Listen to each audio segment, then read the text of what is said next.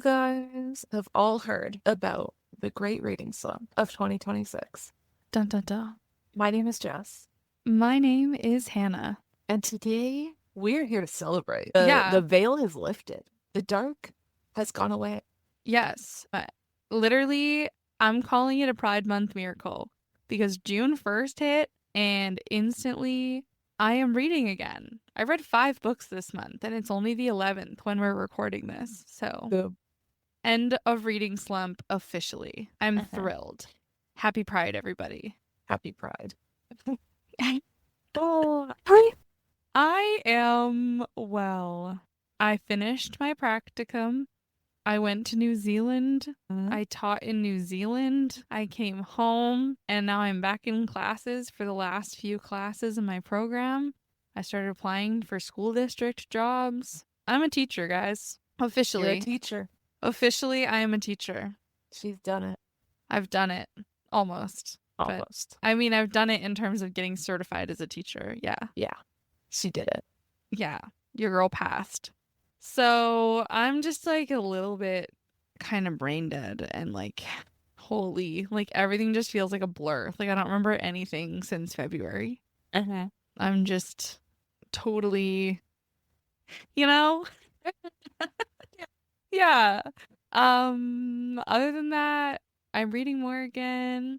I got a new tutoring job. That's going well so far. And yeah, live, laugh, lovin'.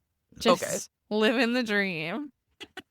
No, but like on all seriousness, I frequently in recent weeks will have these moments like, oh my God, like this is quite literally everything I've worked for and it's happening.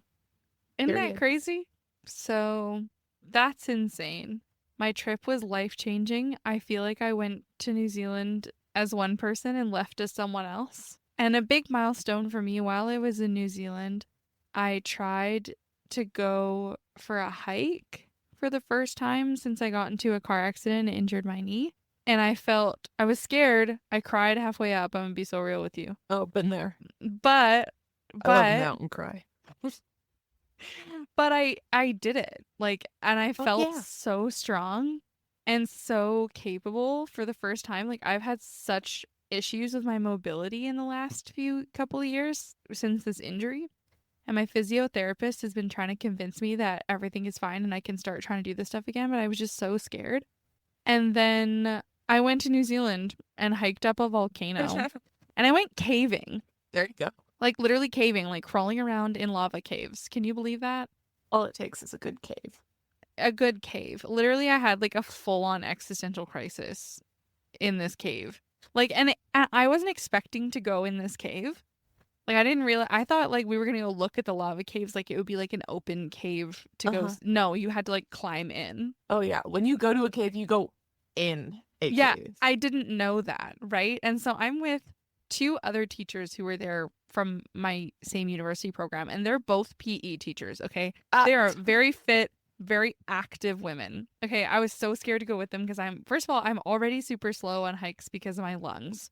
Second, I have this like injury that I'm afraid of. And they were like so sweet and so supportive. And were Oh. like, I started crying, and one of them, I was like, I'm sorry, I don't know what's going on. And one of them was like, girl, don't even worry about it. If you're crying, it means it's working. I was like, it means what? it means What is it doing? yeah, like, what do you mean it's What's working? What's working? She was like, yeah, I literally bawled my eyes out the entire way up my last hike. It's therapeutic. You're supposed to be like that. Does she need a hug too? No, she's like literally so chill. Well, I love her. Wow. Yeah. No, she's fantastic. Cool. And she had never been caving either, and she didn't know what it was either. But the third one of us who was with us, she went and she was like, okay, like, let's go, and just dropped her bag and climbed into this cave. And me and the other person were looking at each other and we're like, what? And we were like, we don't want to go in by ourselves. So the third girl was like, okay, you guys stay here, watch the stuff. I'll go, and then I can watch the stuff while you guys go. No problem. So she went. She was gone for like 20 minutes. And we were like, what do we do? And Just frolicking in a cave. Yeah. And then she came back and she was like, oh, that was awesome. Okay, you guys go ahead. And we didn't even have I like time. her. We didn't have time to think about it. We just like went into this cave. Like we just went. Yeah.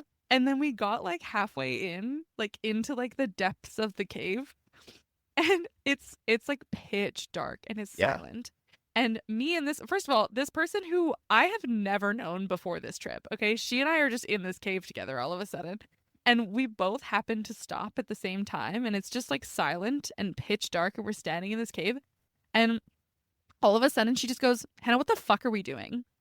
She goes, Hannah, we're literally fucking caving right now. Then she was like, my dad's gonna kill me. I was like, girl, same. Why are we in here? I don't know. What the fuck is my life right now? That's moment. so funny. And it like actually was a formative experience, I feel. And it was just so beautiful. Like there were like plants, like vines hanging from the ceiling, and the wall was like glittery. It was just so like I don't know how to describe the feeling of crawling into like like a 2 foot tall like crawl space and then coming out in this. It was like 20-foot ceilings. Like it was this massive cave. It was a cave, bro. Like that was just one of many times on this trip where I'm like, wait a second, what is my life right now? Like I've never left North America until this point, right? So I'm just like, I'm literally in a cave. Literally I'm in a cave in a volcano. In New Zealand. In New Zealand. Yeah. So shout out Rangitoto Island.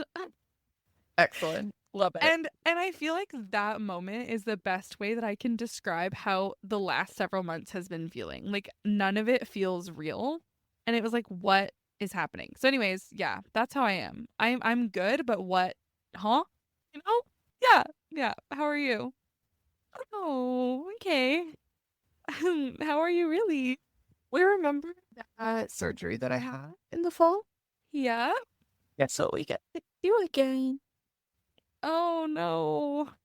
I already knew about this. I'm so sorry. This is Yeah. devastating. And literally, that doctor, that surgeon is like #1 op. Like, bro, better hope he never runs across me. Dude forgot to measure my bones. Yes. Yes. Oh, I didn't realize your bones would be tall. What do you think makes someone tall? Did you try carpentry before you went into bone surgery? Because Yeah, the rule is no. usually measure twice, cut once. Yes. But Correct. he did not ever hear that saying, apparently. Yeah, So, for anyone who doesn't know, Jess is tall. Jess is tall. Jess is tall. And guess what makes people tall?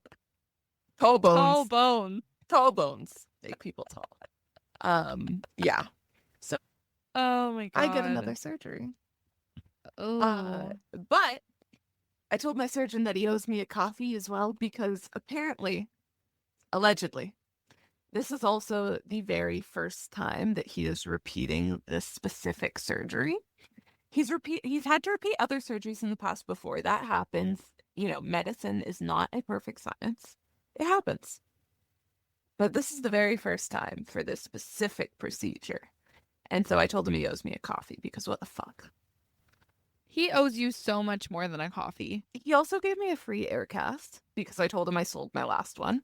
Yeah, because why are you going to keep it? You think you don't need it anymore. Like, Exactly, typically, so- a surgery works the first time, most of the time. Or at the very least, you would expect your surgeon to measure your bones if that was something crucial to the procedure. You know what I think is even more important that did not happen? He did not actually bend my foot before he closed the incision to make sure the bone wasn't still sticking out. You know how I know that? Because when I asked him what was he going to do differently, he said he was going to bend my foot this time before closing. And so, for those who don't know, right, I don't trust the medical field. Why would you not double check that the thing that you're going in for a surgery for is actually done before you close the surgery? So I've got 3 weeks until I have another surgery, and I get to be awake this time. Yeah, to make sure So- he does it. Someone needs to be supervising this man. Yeah, exactly. So I'm going to be there up his ass. Did you bend my foot yet? Did you check? Did you measure?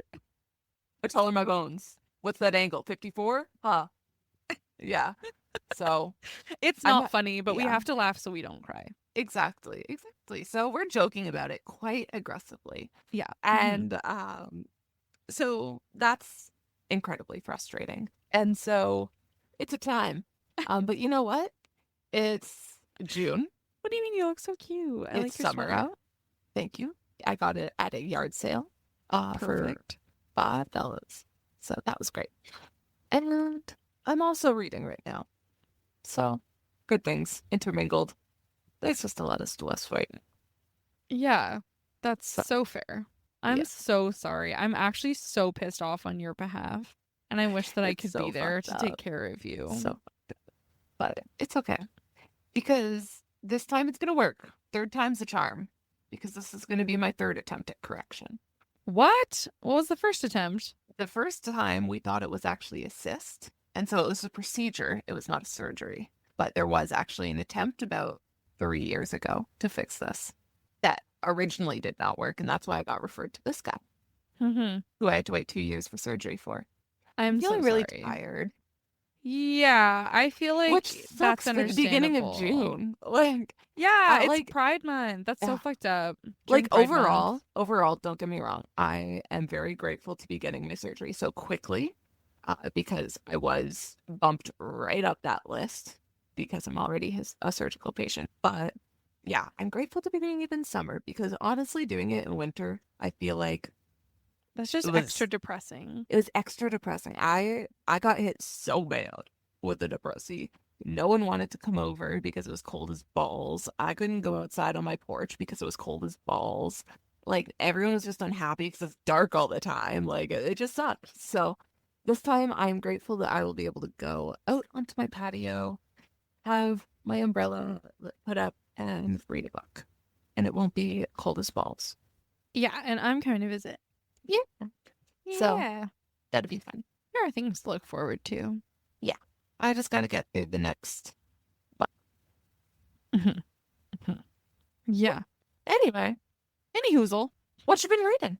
Oh my gosh, I would love to tell you. So, in case anybody couldn't tell, this is just another recent reads chat because it felt like a momentous occasion that I've been consistently reading again. So, I kind of just wanted to chit chat about it and chit chat about what you've been reading because I saw on your list some interesting titles. And Okay. so, I just wanted to have a little chit chat. I'm going to pull up my list. Okay, so the first thing I read in June, which I mostly read in May, but it It's the finished in finish June. date. I finished it in June. And that was Brimstone by Callie Hart. Oh my goodness. It was so good. It was so good. It was not as good as the first one. Like, I do believe that it has a little bit of the like second book syndrome, and I think that it's gonna close out on a really good finale. Yeah.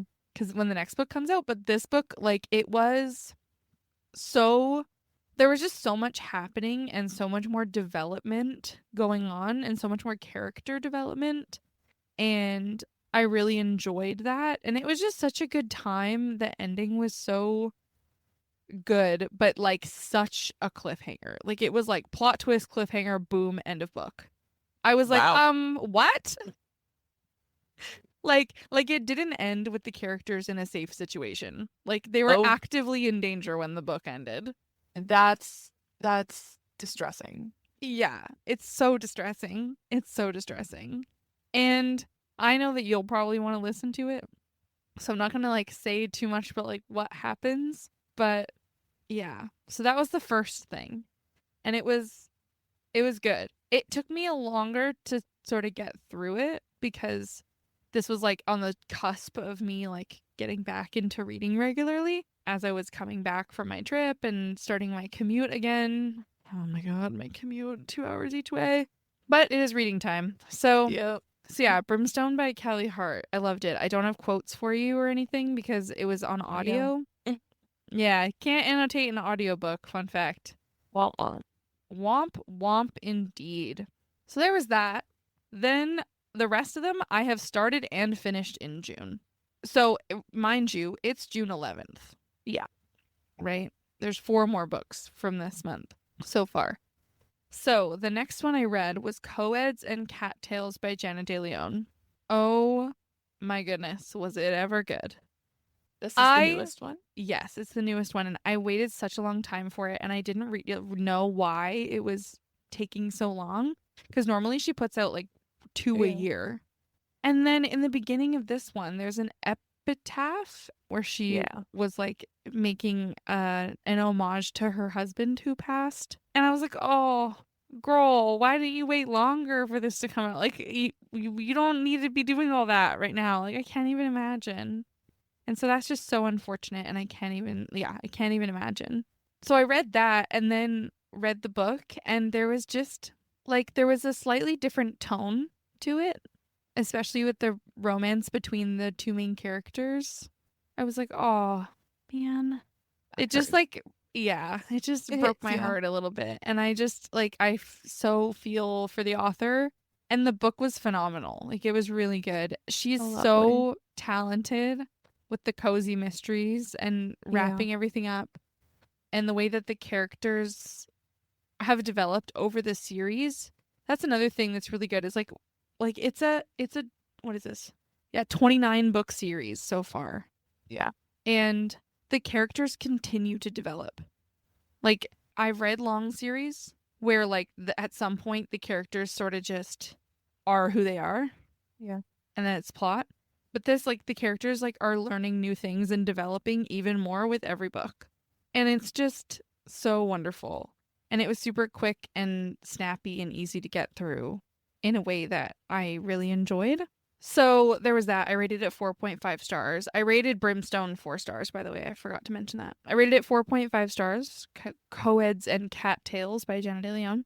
And I also liked how many twists and turns there were with this one, because there were several people who could have done it and like several different plausible ways it could have gone. That's fun. And then it turned out to be like genuinely the least expected one. Nice. Yeah. So it was really satisfying. And it got into the world of art, like modern art, like the modern art trade and like the wealthy families who are involved in that, and the politics of wealthy families just sort of marrying their daughters off to wealthy business partners and things like that. And so it kind of got into this like underbelly that was interesting to read about. That one was also on audio, so I don't have any quotes or annotations for that one, unfortunately. Most of these are audio because I've been listening on the train a lot. Then I read Fourth Wing by Rebecca Yarros. Mm-hmm. And that one, I lied. I actually did start that one on the plane going to New Zealand, but then I didn't really touch it again until I got home. So I read most of it in June. And Fourth Wing is a book club pick for another book club I have with a couple of friends. It was not my pick. I've been resisting Fourth Wing for so long. The unfinished series for me. Yeah, I don't care about that. I like, even if the series is finished, I'll read the first book and then read 5 other books and then read the second book and then read Oh, yeah. like But, like, I don't want to risk getting hooked when I'm going to have to wait years. If I wait years just naturally, that's fine. But if I have to, if I don't have the Oh, choice, I see. I've got a Okay. problem with it. Right, you need to have the autonomy to choose. Yeah. Okay. I don't care about that. um and it was a book club pick. And I loved it. I also rated that 4.5. And it lost points for me just because the plot was pretty predictable for me, because I am an avid fantasy reader. Yeah. Like, there was a character I met and I was like, that character is going to die. This is what the plot is going to be. This is what's actually going on. This is who's involved. Like, I saw it coming because I know the tropes of the genre. If you're new to fantasy, this is a mindfuck. And I love the whole idea of human beings with powers as opposed to like fae or something like that, because these Same. people, like, especially riders, so there's the riders are the ones that we're following at this like war college, and it's about dragon riders essentially, and they're essentially the army for this province, and we're following the daughter of the general of this army. And her whole life, because she has a physical disability, has been trained to be a scribe. And scribes are the one who keep the archives, who keep track of the history, who are are in charge of keeping track of stories, those kinds of records, those kinds of things. That's what she's been training for her entire life. And then she gets to the certain age that you are when you actually choose a quadrant to go into at this college. And her mother forces her into the Rider's Quadrant, not the Scribes. Yeah. Okay. So she gets forced into this Rider's Quadrant because the mom, who's a general, didn't want the embarrassment of having a scribe as a child. Like having her child be a scribe. Did her mom have no say in her training her entire life to be a scribe? Her dad was alive, and her dad was a scribe. And then he passed away, and the mom was like, just kidding, you're going to go and be a writer. Okay. I can't have my kid be a scribe. So she ends up... built up resentment towards your spouse. Yeah, and so she ends up crazy. Yeah. forced into the Rider's Quadrant. Okay.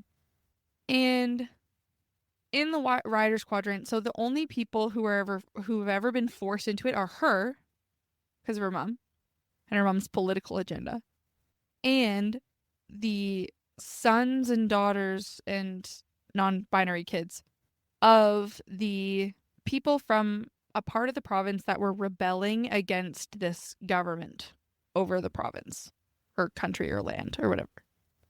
So the punishment for the rebellion was that all of the people who were involved were executed in front of their children, and then their children were conscripted into the Rider's Quadrant to basically like prove their allegiance or whatever. But essentially it's a death sentence because not a lot of people survive the Rider's Quadrant. So it was an execution without being an execution. Yeah. Essentially. Except they've survived. So like, so anyways, as one does. Yeah. So and none of this is spoilers, by the way. You learn this in the first fucking chapter.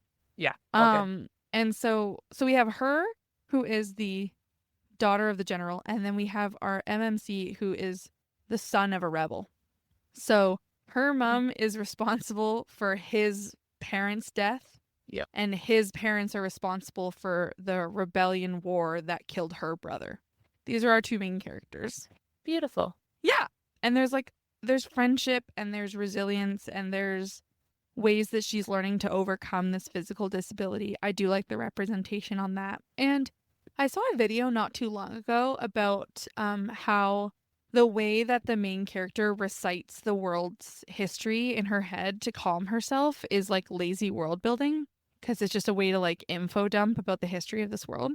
And that's part of why I didn't want to read it, because I heard a whole bunch of really bad things about it like that. And I'm like, I don't know about this. But I actually really liked it. And I liked how fleshed out it is, and how much, like, there's such a rich history behind this world and the dragons and all of this. And then there's like several reveals as this scribe character is going into this Rider's Quadrant and applying everything that she's known to what she's seeing in the Rider's Quadrant. And she's highly intelligent, but she's just not as physically capable as everybody else. And so the way the magic system works as well is really interesting. So like, humans are inherently capable of manipulating some magic, but not totally. But when you bond to a dragon, you can channel power from the dragon. So that's what like really gives you your powers. And there's a relationship between rider and dragon that I think is really interesting and really beautiful. Ooh. So I loved that. So yeah, 4 out of 4.5 stars. 4 out of 4.5? Yeah, for Fourth Wing. 4.5 stars. My bad. It was just really good. I don't know. I feel like I've been just sort of talking. I misspoke because I got distracted by how much I've been talking. So that's Fourth Wing. Nice. Brimstone, by the way, I don't think I mentioned it. Sorry, I'm kind of all over the place. I don't think I mentioned Brimstone is the sequel to Quicksilver, for anyone who doesn't know. And I can't really give a description for Brimstone without spoiling Quicksilver. So figure that out for yourself. Just go read it. It's good. Yep. So Fourth Wing, I was pleasantly surprised. I thought I wasn't going to like it. I do resist the highly popular books. Yeah. But if you're new to fantasy, definitely read Fourth Wing. 100%. Word. And you would love the level of violence. Okay, word. There's so much violence. There's so much death. And it's like gory. Nice. Yeah. Mm-hmm. You would enjoy it for sure. I love that. Mm-hmm. This is gonna sound so fucking stupid. Okay. I just remembered one other thing that I forgot happened to me, but I also got a hand tattoo. Oh, yes. It's beautiful. And I I don't love know it. how I forgot that when I've literally been staring at it this whole time. Yeah. But that's tattoos for you. Um, but yeah, bad bitch. I love Anyway, that. No, because you have one on your palm too, yeah, it's on the like same the low hand. definition and then high definition. Yeah, a little bit. Yeah, It's cool. I like it. Cool. Quick intermission for another update. yeah, a little aside. Yeah. And then the next book I read is The Last Devil to Die, which is book 4 in the Thursday Murder Club mysteries. Nice. And again, I can't really give a description for that without spoiling it too much. But It's been a big series month. yeah, so the Thursday Murder Club is like it's set at Cooper's Chase sort of retirement community where there's a whole bunch of older folks who are fascinated with cold cases. And so it originally started with them trying to solve the cold cases that one of them previously had access to because she was a retired cop. But then actual murders start happening either at the property or in the vicinity of this retirement community. And so they keep amateur sleuthing and getting themselves involved and solving the crimes in ways that the police can't because the police are bound by rules that little old people aren't. And they're just such rich, beautiful characters. And I love this sort of new lease on life that all of these characters have found and the family they've found with each other after, growing older and losing a lot of their loved ones and that kind of thing. And so I just love them. I started The Impossible Fortune, which is the last book in the series. It just came out this past September. And it's just so good. And I feel like we got a reveal of so much more of these characters' histories in this book. Mhm. So I absolutely loved it. It was my 5-star read for the month so far. It was just wonderful. And the narrator, Fiona Shaw, she does a beautiful job. And she Love that. captures each character's voice so perfectly. Like even if there were no dialogue tags or anything like that, you would know exactly who's talking. That's so satisfying. Yeah. It's wonderful. And there's a lot of characters in this one. Like it's a lot to keep track of. This was another mystery where there were so many ways that it could have gone, but then what you least expect is what happens. And so, yeah, I just really loved it. It was really good. I needed that too, something like to keep my interest like that. Yeah. With the Great Reading Slump of 2026. So if you've not read The Thursday Murder Club, I highly, highly recommend. I haven't seen the movie. I've tried to watch the movie. I keep falling asleep. It's all right. Yeah. So that's The Last Devil to Die. And then the last book that I've read this month so far, and I just finished it today, it's called Don't Kiss and Spell by Camila Isley. Okay. The Thursday Murder Club is by Richard Osman as well. I don't know if I said that. Oh, yeah. And then for the audiobook of The Last Devil to Die, the last chapter is like an exclusive interview with the narrator and the author talking about the book. It was really interesting, and I really enjoyed that as well. So if you want to listen to it on Audible or on audio in general, I think that's an exclusive for the audio. Really cool. Highly, highly recommend. It was really beautiful. But yeah, okay, so Don't Kiss and Spell. This is my last one, and then I swear I'll stop talking. Don't Kiss and Spell by Camila This is a podcast. Isley. That's literally the point. Yeah, I know. I just feel like I talk a lot sometimes. Okay. And this one is also 4.5 stars. I've had a really good reading month so far. Like the gods are on my side.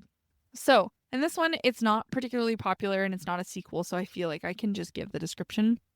And it should be more popular because I think it's really good. Okay, so the description is, being a single witch at the holidays can be hard. The solution? Mila Bennett brews a love potion on Christmas Eve, hoping to fall in love with the next man she sees. But instead of the charming date she imagined, Riley King, Salem's magical PD chief inquisitor, bursts through her door and arrests her for murder. Now Mila has leapt out of the cauldron of holidays blues straight into the fire of Riley's handcuffs. It's instant hate between the witch and the dashingly infuriating wizard in uniform. But the potion has other plans. It sparks an unbidden, fiery attraction neither of them can resist. They'd want nothing other than to go their separate ways and let the effects of the potion fade. But when Mila, cleared of all charges, is sentenced to collaborate with Riley in solving the murder mystery, they have to ignore their off-the-charts chemistry and work together to crack the case. As Mila and Riley forcibly collaborate, they must also face off to the fact that somewhere between the puzzling of clues, mistletoe, and suspects' interrogations, they might be falling in love. But can Mila settle for a love that comes from a potion and not the heart? As the investigation progresses, she wonders if a murder case is the only mystery she has to solve. So it was like a cute little cozy mystery, and I didn't know it was gonna be a mystery. It was one of the dollar deals on Chirp. Oh, hell yeah. And it was really good. The characters were well fleshed out. I think the only reason I didn't give it 5 stars is because I was really mad about the male main character's reasoning, because he tried to do that thing where he kept something from her to protect her. And I hate it when they do that, especially when men do that. Like, you don't know what's best for me. Sit down. It is my choice. It is my autonomy to choose what I feel is best for myself. Okay? If you don't think that I should be with you for some reason because you're trying to protect me and so you're going to lie to me, absolutely not. Absolutely not. Are you kidding me? That's my choice to make. And by not giving her all the information, he took that choice away. And I don't understand why some men, people in general, think that's okay. Hey, what? Are you my parent? No, you're not. So that's my choice. So that's where it lost the points for me. The rest of the book was good. It's kind of like Fade to Black Spice. It's mostly focused on their emotional connection and their emotional intimacy. And the way that things play out is, I think, done really well. And the mystery is fleshed out pretty well. Although near the end, the mystery kind of did just fall by the wayside. Like, they sort of figured it out by accident. Like, sort of stumbled into it in amongst like everything that was going on between them.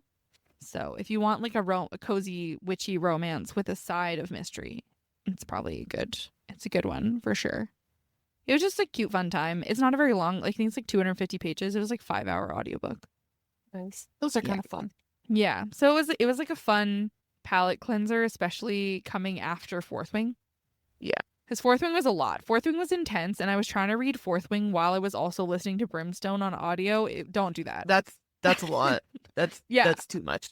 Yeah, don't do that. So that's what I've read so far this month. Cute. Yeah. I have not read quite that much this month. I know we swapped. Yeah. So I've just finished one so far. I'm almost finished a second, actually. I'm about 80% in. And I'm about halfway through a third. So I'll give you an update on where I'm at. But you know what? We're just focusing on staying calm. Mm-hmm. So. Mm-hmm. So you're reading Numbers horror? are not the priority. Yeah. Oh, that's coming up. Just you wait. Last time I had surgery, I read Misery by Stephen King, and that was it. That was crazy. That was crazy. Yeah, watch it be something even more fucked this time. Yeah. Yeah.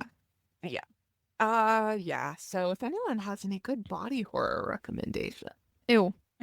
love to hear them. No, don't Give email me me that. something worse than my own ankle to think about. So anyway, what I read so far, what I've finished is The Deathless One by Emma Hamm. Let me pull up a quick description because it's the first one in the series, so it won't be a spoiler. And I give this 5 stars, by the way. I highly enjoyed it. I had a very good time reading it.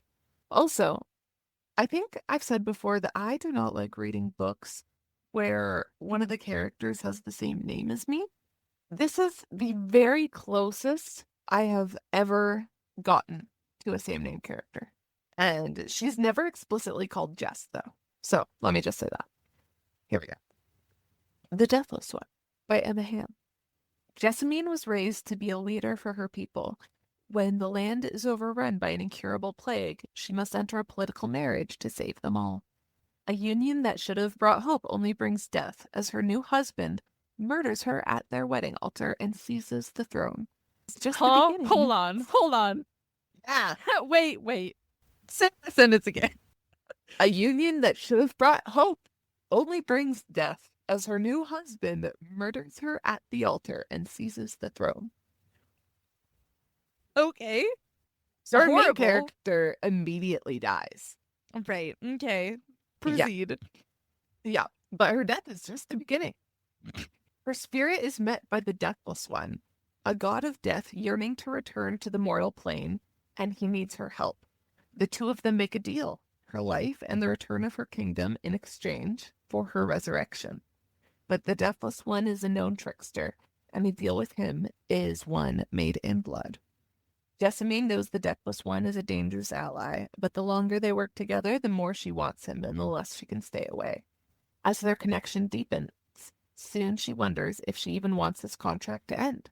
Perhaps the more appealing throne is the one by his side, but she'd have to turn her back on her people to get it. Damn. That's interesting. Wasn't it? And so I went, that's compelling enough that I will deal with her name being Jessamine. Fair, fair. Yeah. So Damn. compelling as hell, dude. Yeah, was that's such an interesting take. Crazy. Just like you know how every fantasy realm has its own rules. Like the rules with the Deathless One is just really intriguing. And I'm actually looking at the cover right now and noticing something for the very first time. I'm going to share my screen because we're on a new recording platform and I can do that now. Ooh. So if you notice on the book cover, Mhm. right here, it's a shadow behind her in the water, and there's two fish here, but actually that's the Deathless One sitting behind her. Oh, I didn't know those were fish. I'm looking at it from far away, so it literally just looks like a shadow of a demon. Yeah, I just saw the demon for the very first time. Oh, that's clever. I like that. I like that Yeah, art. because her hair comes out to the side, so my brain just assumed it was just shadow. Or just Yeah. like hair or something. But I just looked closer and I was like, that's actually a man behind her. Yeah, especially if you can see that they're fish. Yeah. I think the only reason I thought they were eyes is because I can't see that they're fish. Yeah, and see, I could like see it on my Kindle thing and on the Kindle lock screen, like it very clearly looks like fish. So I didn't get that it was a shadow until right now. That's so cool. Whoa. I love Whoa. that. So that's pretty cool. I've Gorgeous been cover. hearing a lot about Emma Hamm. Yeah. Her name has been coming up a lot. And so Yeah. between just hearing the name a lot and that cover being as pretty as it is, I've just scrolled Right. past it in my Kindle library for too long not to read it. Fair. So, well, yeah, it was a great read. I have no idea why the average is only 3.43, but I gave it a solid 5. Yeah, good book. Nice. And on to what I'm currently reading. I'm reading The Solarian Deep by David Dean Haskell, which is actually pretty cool. It's a sci-fi, and this one is actually requested to us by the author to read. And so he sent us a little email because, all of you can do that. And just kind of offered, and he went, I want to read this and maybe check up. And I went, yes, absolutely, I would. Send it to me right now. Immediately. And then he went, oh, it's inspired by like these true life events that I've been through. And I wrote this memoir and then I wrote this sci-fi. And I just went, I also read memoirs. So I've signed myself up for that as well. Nice. But here is the description. So The Solarian Deep is book 1 of the Technoquatics series, by the way. Damn. Humanity didn't flee to the ocean. It was built for it. 2 generations of bioengineering and surgical evolution later, the Shallows is their city. High-tech, humming, imperfect. Not a last resort, a civilization in progress.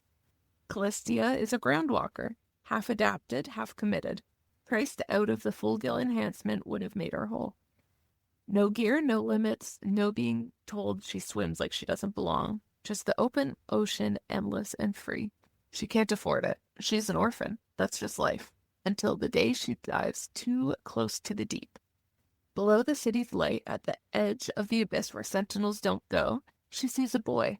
No oxygen rig, no surgical scars, no implants, just skin and something about him that shouldn't be possible. He shouldn't exist. He looks at her once, then he's gone. When her best friend Crystal vanishes into the abyss chasing the same impossible truth, Callistia faces a choice: stay safe inside a city that was never quite home, or dive deeper than her gear was ever designed to reach. Down in the dark, she'll discover that evolution didn't wait for surgery. Wow. Okay. I saw that email and I had it on my list to read this month, but I didn't know it was like that. Damn. It's like, I'm really enjoying it. I am Nice. 80% into this one, so I think I'll be finishing it by the end of the weekend. It is on Kindle Unlimited for those of you that subscribe. And yeah, really cool sci-fi. It's kind of like a YA sci-fi, but there's like numerous different characters. There's our two like main girls, Callistia and Crystal, and they are orphaned students that, you know, live in this kind of like half-half situation society. So like they can put on gear that allows them to go like deep into the ocean, and like their city, it's almost like Venice, where it's like there's canals everywhere. But there's like more integration than that. So like there's also giant fish tanks and buildings and whatnot, and like the water tubes that are like in buildings. There's this special technology because glass was just breaking all the time. Water would get everywhere, and like they would always be under construction. It would be an absolute nightmare. So there's this tech that allows like basically these transport tubes to self-correct any like breaks in the system. So it can immediately fix itself. Like the transport ones, like big ones obviously still require construction and whatnot, but like these tubes specifically have been like designed to be able to basically heal themselves, to be able to make the city as efficient as possible. It's really interesting. Wow. So that's pretty cool. So I've been getting a little nerdy with that one because, you know, the ocean is just so cool. You know? Yeah. You know, NASA used to research the ocean, and you know what? They got scared and they ran away. There's something down there. There's something down there that we don't know about. Well, yeah, haven't we explored more of space than we have of the Yeah. ocean? And we live on this fucking planet. Like, if an organization decides this is not worth it, we'd rather go into space. I think we should research the ocean a little more. That's just my personal opinion. I think there is sea life down there there's absolutely life down there that's undiscovered still. Well, yeah, and it'll be stuff that doesn't need the sun. Absolutely. And there's so much possibilities in science. And there like could be more people. There absolutely could be more people.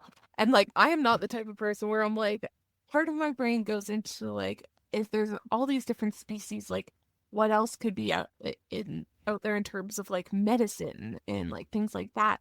Like what could we find on the sea floor that could be used to heal things or like things like that? And then I'm like, but also, do we have any right to use stuff on the sea floor? Also, I think frequently about how the whole argument against aliens being like other planets can't sustain life. They don't have what is needed to sustain life. No, it's that they don't have the things needed to sustain life as we know it. Yeah, To sustain our life. For all we know, there are creatures who have evolved to breathe in that air, nitrogen, that atmosphere. Yeah, exactly. You know, like it rains diamonds on Neptune. What if something breathes diamonds? Yeah, like what if something eats that? Like, you know what I mean? Like, yeah, like you can't just say, oh, you can't just rule it out. Like, how arrogant are we to think? And I think honestly, the same argument gets made about the ocean. Yeah, where like, oh, there's no sun down there, so there must not, like, life can't sustain down there. No, like we're not all plants. Hey, what? Yeah, like we don't all need sunlight. Like things up here on Earth in this atmosphere have evolved to need those things because that's what's available. Because we have it. Yeah, but like imagine the possibilities of what else could be down there. Yeah, that doesn't need the sunlight. I've got some strong thoughts about the ocean. Yeah, and everything that's in there. Also, the ocean is just a giant soup. It's got all the same ingredients. Pretty much. I remember vividly the first time I realized that the ocean floor is not flat. Like, I That's so genuinely, funny. like, it hadn't occurred to me that there are like mountains underwater. Yeah. Full Like, on mountains, caves, valleys, volcanoes, yeah. And like, the that just whole like landscape. hadn't, and like, obviously I know that, but like, it hadn't Yeah, and just clicked. click. Yeah. And so I think about that sometimes, and I wonder how many people still think it's flat. Flat oceaners. Flat oceaners, for sure. Yeah. So that's what I've been reading. Damn, that's Yeah, amazing. I it's think really cool. yeah, I'm It's gonna really add that cool. to my KU library. Yeah, absolutely. Do that. And we might talk to him at some point, the author. So, Okay. Just on that description alone, I feel like I need to talk to this man. yeah, it's pretty cool. I feel like he is gonna have some really cool insights. And Yeah. especially going from nonfiction to science fiction. I'm interested. Yeah. Yeah. I'm intrigued. For sure. I'm curious about like his Especially now that I educational really like background his too. book too. Yeah. That helps. Yeah, but also I'm interested to know his like educational background, or like what, like why sci-fi, you know? Yeah. Like what media are you consuming? How did we get here? Yeah. Yeah. Question. So yeah, he's written 2 books so far. That's cool. I'm almost halfway done his library. So When did the Solarian Deep come out? February 24th, 2026. Okay, so it's new. Yeah. Awesome. Yeah. It's the only one released in this series thus far. Okay. Oh, it's a series. Aquatics series, it says, book 1. Yeah. So Okay. interesting Amazing. stuff. Interesting stuff. Stay tuned to hear more about it, perchance. Yeah, perchance, And mayhaps. guess what else I'm reading? What else are you reading? I am finally doing the reread we have all been waiting for. Oh my gosh, I'm so Broken Bonds. excited. Yes. The reread hits crazy after you know everything, Yo. huh? It is, brother, already. I'm halfway into book 1. And for context, I have been wanting to do this reread for the past year since we went to Saskatchewan. I saw one of the books in person for the very first time and went, I need all 6 so that I can do the reread full justice. And so I did. Right. Yeah. And where is it? Here we go. On page 100, I encountered my very first moment of, well, that is a slap in the face foreshadow, if ever there was one, that I completely missed the very first time reading. Because on page 100, guess what it says? What? Being a councilman doesn't make him a god, for fuck's sake. Yeah. It's like, no, but guess what does? I am so excited that you're doing this reread because like it is so like okay, okay. So you know Jay Bree's a genius by the end of the book, end of the series, Yeah. right? Oh, And yeah, then you I'm well aware. reread it and you And then it's realize like, fuck. there are so many layers to the genius that is Jay Bree. Yeah. So I'm really excited. I'm having a really good time. I'm so thrilled. Also, this is a part that I don't think I'd detailed. But what I have also done, because I am annotating these, is there was a time where Hannah and Michelle were emailing back and forth about this book series. And Hannah wrote about a 12-page paper to Michelle about the bonds that tie. Yeah, I did do that. Yeah. So I've quoted her. Me? You.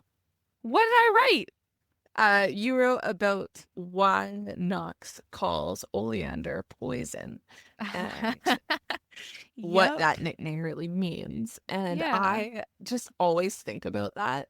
And I think about it so often that I very purposefully wanted to write out your description of that oh my nickname into goodness. the book.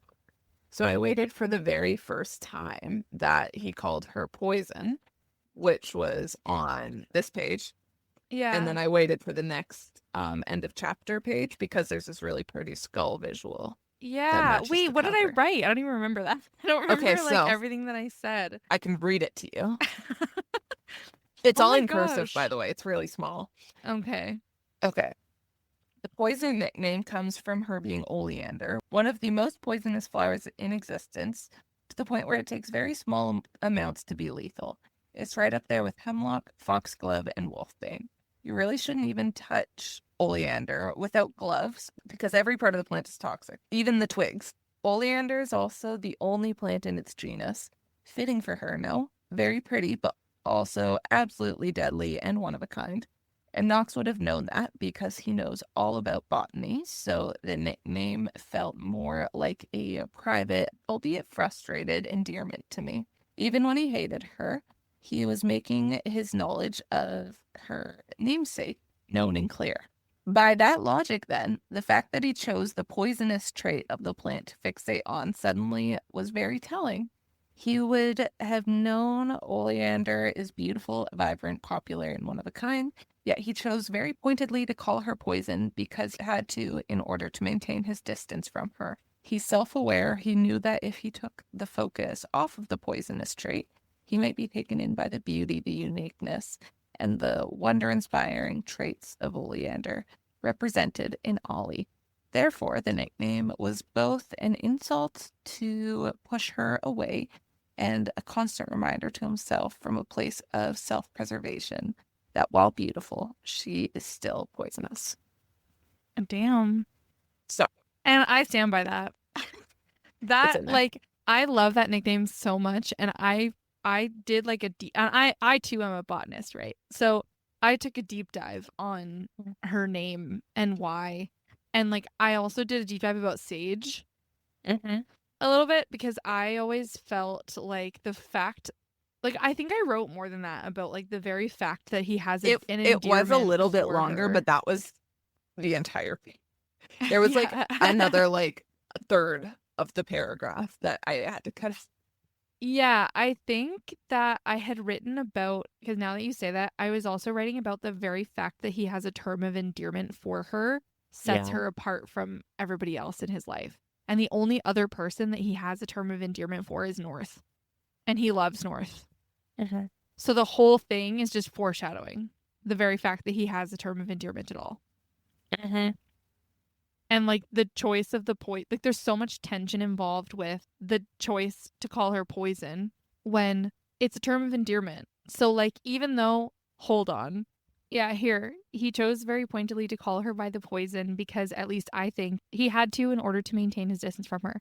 Yet still, much to his dismay, it was an acknowledgement of her. It was an acknowledgement that he saw her, that he knew some part of her, that she held some place in his world, and that he was angry about it but still could not deny it because they were inevitable and some part of him knew it. The fact that he even needed such a vicious reminder just proves the existence of some feelings for her. Also, the very act of nicknaming someone, even derisively, is an act of setting them apart from everyone else in your eyes. It's an act of intimacy, one that he only ever shared with North before. Until Oleander. Until he set her apart the same way he set North, the only person he really loves up to this point, apart. What's further is that she was the only one who seemed to get it. Everyone else just saw petty name calling. She saw him. And that, ladies and gents and non binary friends, is what we in the business like to call foreshadowing. Foreshadowing on a grand scale because as he actually got to know her, the metaphor between Oleander the woman and Oleander the flower falls apart. She's deadly, yes, but not poisonous, and he falls. Hard. No notes, chef's kiss, one writer to another. I tip my cap to Jay Bree. At least that's my interpretation. So I'm just Wow. knee deep in that again. And I'm so thrilled. And I would love if you like, are you going back and reading that email as you go? A little bit, because I remembered just I think about that one Yeah. paragraph quite often. Yeah. My reading endeavors, and so I knew that I wanted to write that in there, but I feel like there's probably going to be some quotes that come up here and there, where I'm just Yeah. like, gotta Yeah. get in it.